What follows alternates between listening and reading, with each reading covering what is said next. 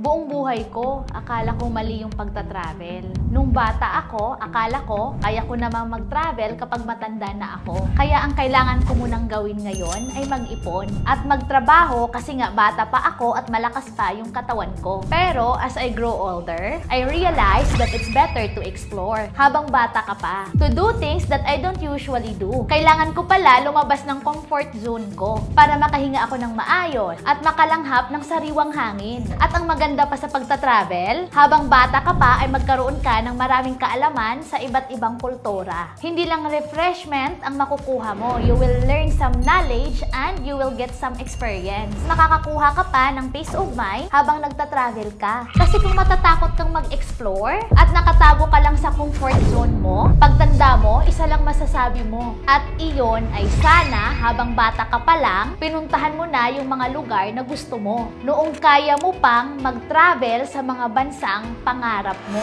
Kapag nanatili ka pa sa mga takot mo sa pag-travel, hindi mo mararanasan yung mga bagay na yan. Hindi mo mararanasan kung ano talaga yung magpapasaya sa'yo at magbibigay ng magandang memories. Memories that you will keep the rest of your life. Explore life, live life, and enjoy.